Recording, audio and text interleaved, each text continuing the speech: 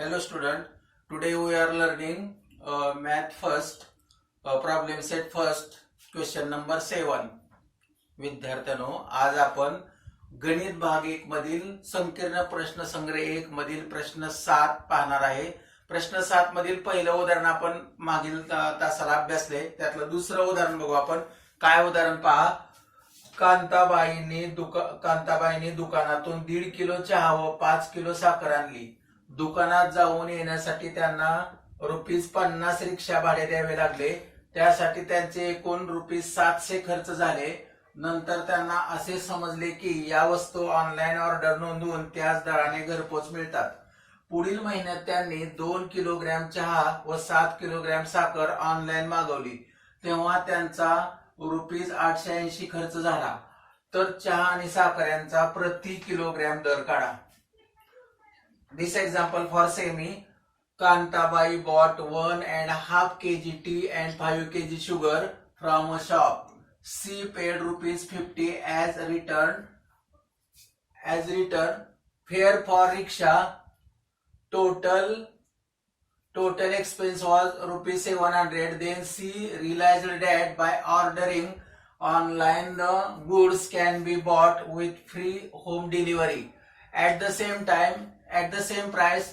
So next month she placed the order online for 2 kg tea and 7 kg sugar. She paid ₹880 for that. Find the rate of sugar and tea per kg. तर असं एक साधं उदाहरण आहे.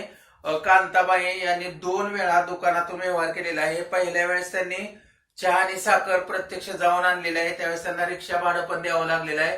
पण नंतर त्यांना असं समजलं की तेवढ्याच दराने हा माल आपल्याला घरी पोहोचवतो. म्हणून त्यांनी तो माल दुकानात न जाता ऑनलाईन मागवला. आणि मग तो किती मागवला, त्यासाठी किती रुपये दिले हे तुम्हाला उदाहरणात दिलेलं आहे.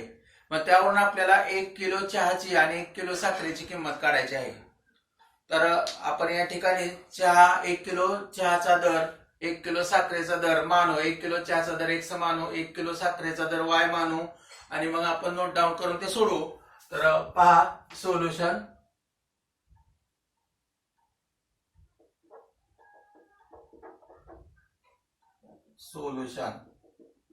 Late rate of 1 kg of tea be ₹X and that 1 kg of sugar be ₹Y. मराठीसाठी उकल किंवा उत्तर किंवा रीत म्हटलं तरी चालतं. आपण इथं उकल लिहू. समजा 1 किलोग्रॅम चहाचा दर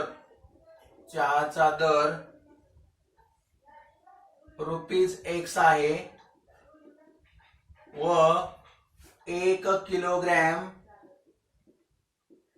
1 किलोग्रॅम साखरेचा दर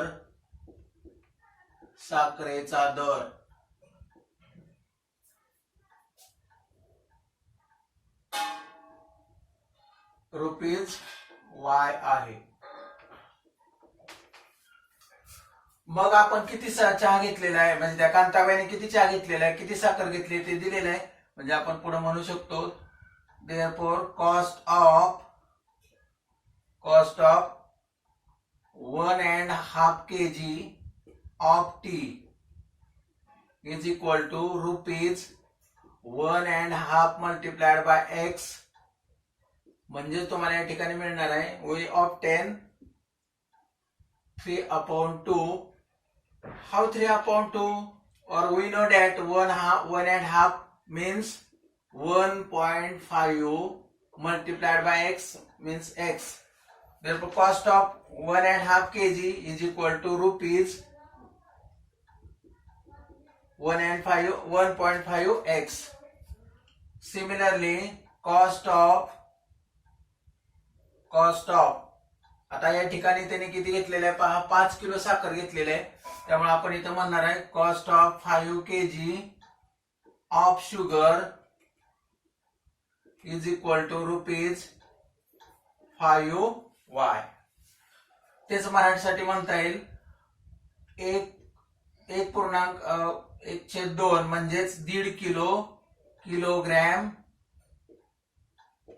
किलोग्रॅम चहाचा दर किंवा चहाची किंमत ₹1.1/2 गुणिले x म्हणजेच ₹1.5x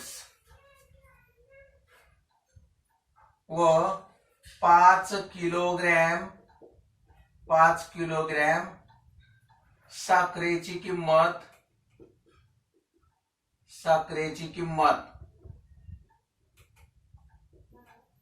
₹5Y. तेव्हा त्यावेळी त्यांना ₹50 रिक्षा भाडं द्यावं लागलेलं आहे, त्यामुळे ते ₹50 आपल्याला विचारात घ्यावे लागणार आहेत. इथं म्हणू आपण fare for rickshaw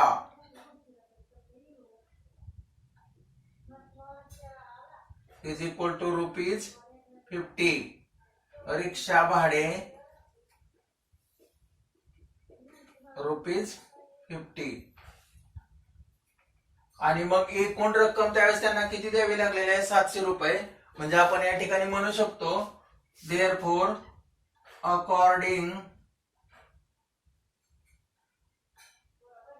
according to first condition of example, उदाहरणातील पहिल्या अटीनुसार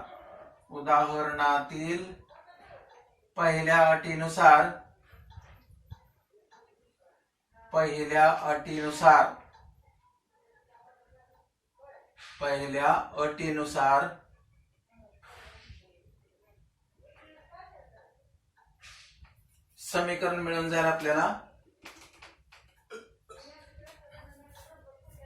1.5x plus 5y is equal to how many rupees? 1.5x plus 5y plus fare of rickshaw 50 is equal to 700. आणि मग हे पुढे आपण सोडवू 1.5x plus 5y is equal to 700 minus 50 means 1.5x plus 5y is equal to 650. आणि मग या समीकरणाला जर आपण 2 ने गुणलं तर तुम्हाला वेगळं समीकरण मिळेल. मल्टिप्लाइंग above equation by 2, वरील समीकरणास 2 ने गुणून, बघा 2 ने गुणू आपण, हे होईल 3x, हे होईल 10y आणि हे होतील 1300 आणि हे समीकरण नंबर 1 असेल.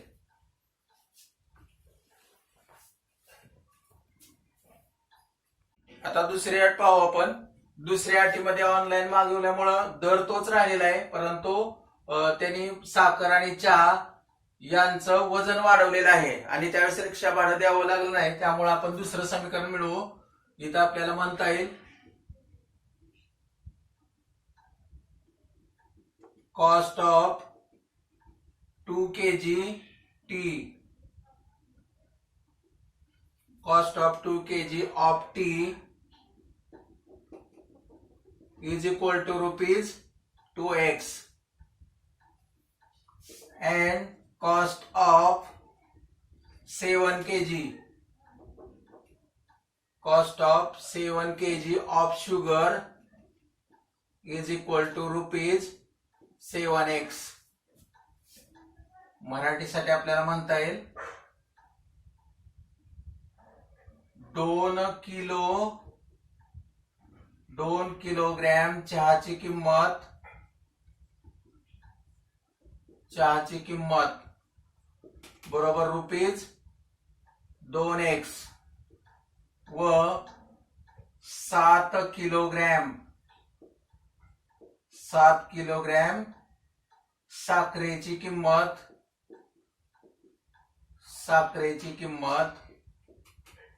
बरोबर रुपीज 7x. आणि मग त्यावेळेस त्यांना किती रुपये द्यावे लागलेत? 880 रुपये. म्हणून आपण इथं म्हणू शकतो from second condition of example we get 2x plus 7y, sorry तर 7y पाहिजे, आपण 7x लिहिले, इथंही 7y पाहिजे. we know that price of 1 kg sugar is y, therefore 7y. आणि मग 2x plus 7y is equal to how many? 880. This is equation second. मग आपण 1 आणि 2 समीकरणे सोडवू आणि किंमत काढू. इथं काढता येईल आपल्याला, पहा. तर समीकरण 1 आणि 2 आपण सोडवू. आता समीकरण 1 आपल्याला माहित आहे. काय समीकरण 1?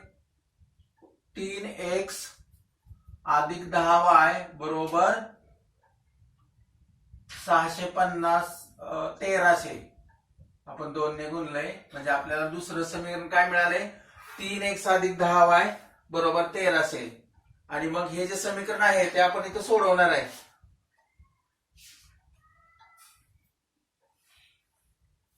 बघा, 3x अधिक 10y बरोबर 1300 समीकरण पहिलं आहे आणि आता जे दुसरं आहे. थोडंसं आपण या समीकरणाचं निरीक्षण करू. पहा, इथले x चा दोन्ही ठिकाणचा सहगुणक वेगळा आहे, y चा सहगुणक वेगळा आहे आणि मग आपल्याला या ठिकाणी कुठला तरी सहगुणक सारखा करावा लागेल. मग आपण x चा सहगुणक सारखा करू.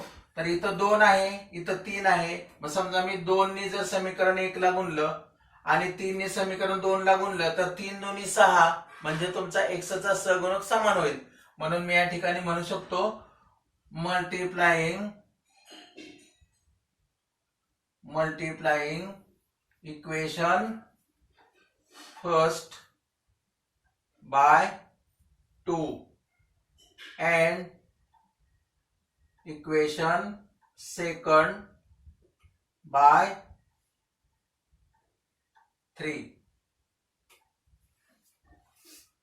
समीकरण 1 ला 2 ने व समीकरण 2 ला 3 ने गुणून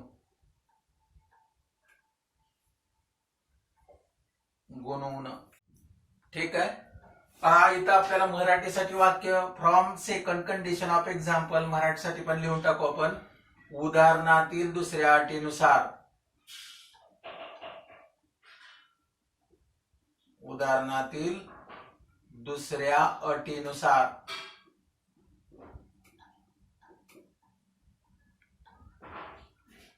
हे आपल्याला म्हणायला पाहिजे होतं. तर इथं दुसरं समीकरण आपल्याला मिळाले, पहिले समीकरण आपण मिळवले. पण दोन्हीच्या जर समीकरणांचे x चे सहगुणक पाहिले तर ते वेगळे आहेत, y चे सहगुणक पण वेगळे आहेत. आणि मग कुठल्याही चलाचा लोप बेरीज केली तर होत नाही, वजाबाकी केली तरी होत नाही. म्हणून आपण काय करू? x चे सहगुणक सारखे करू. Coefficient of x and y are here different. We are change in equal coefficient of x and y. Therefore, multiplying equation 1 by 2 and equation second by 3.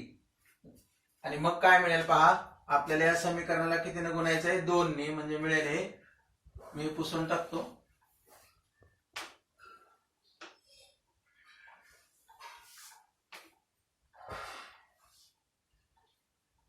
6x अधिक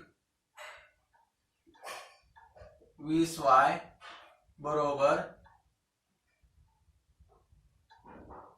26 येईल. कारण तुमचं समीकरण काय होतं मी परत एकदा पाहतो. 3x + 10y = 1300 आणि याला आपण 2 ने गुणतोय. 3 दुनी 6 गुणिले 1 6x अधिक याला 2 ने गुणतोय आपण 10 दुनी 20y आणि 1300 गुणिले 2 26 आहे. म्हणजे हे तुमचं समीकरण 3 असेल. आणि आता आपण समीकरण 2 ला 3 ने गुणणार आहे म्हणजे हे होईल 3 दुनी 6x अधिक 3 7 21y बरोबर 3 ने गुणणार आहे आपण. 3 0 0 3 8 24 हाच्याने 2 3 8 24 आणि 2 26 हे असेल समीकरण 4. पहा 3 ने एकदा गुणून 3 दुनी 6 गुणिले 1 6x अधिक 3 गुणिले 7y 7 3 21y बरोबर 880 गुणिले 3 3 0 0 3 8 24 ला 4 हाच्याने 2 3 8 24 आणि 8 3 24 आणि 2 26 असं हे चौथं समीकरण असेल. आणि मग आपण 3 मधून 4 समीकरण वजा केलं की x या चलाचा लोप होईल. मग या ठिकाणी मी म्हणू शकतो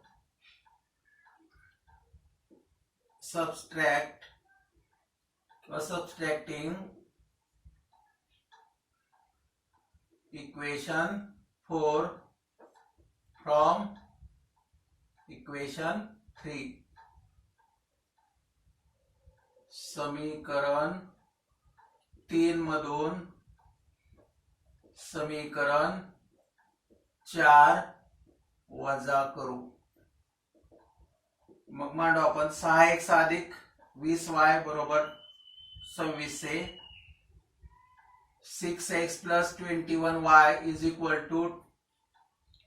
2640. Subtraction, therefore it becomes minus. Here minus and minus. 6x plus 6x and minus 6x get cancelled. Then minus 21y plus 20y means minus y. And here subtraction of both 2640 minus 04 means only 40 but negative minus 40. Therefore y = 40. Put this value in equation first or second, then we can obtain value of x. ठीक आहे. ही किंमत आपण y = 40 हे समीकरण 1 किंवा समीकरण 2 मध्ये ठेवू. तर आपल्या या ठिकाणी समीकरण 1 काय आहे तर इथं म्हणता येईल put y = 40 in equation first. y = 40 ही किंमत समीकरण 1 मध्ये ठेवू. मग तुमचं समीकरण काय आहे 1 नंबर 3x + 10y = 13. तर हे समीकरण आहे. आपण किंमत ठेवू 3x अधिक 10 गुणिले 40 y ची किंमत आहे 40 बरोबर 1300. आणि मग 3x आहे असाच या ठिकाणी यांचा गुणाकार होईल 400 आणि हा असेल 1300 आहे असाच. पुढे याला सरळ रूप देऊ आपण सोडवू समीकरण. 3x बरोबर 1300 वजा 400 आणि मग 3x बरोबर 0 मधून 0 गेला 0 0 0 0 नंतर 4 आणि किती 13 किंवा 13तून 4 गेले 9 राहिले 1 1 गेला 0 आणि मग 3 ने भागा दोन्ही बाजूला. x बरोबर 900 भागिले 3 3 1 3 3 3 9 0 0 आणि म्हणून x बरोबर किती मिळेल 300. पण आता हे x आणि y काय आहे तर x म्हणजे चहाचा 1 किलोचा दर आहे आणि मग चहाचा 1 किलोचा दर किती असेल 300 रुपये आणि y म्हणजे साखरेचा 1 किलोचा दर आहे तो किती आहे 40 रुपये. आणि म्हणून पूर्ण वाक्यात लिहू आपण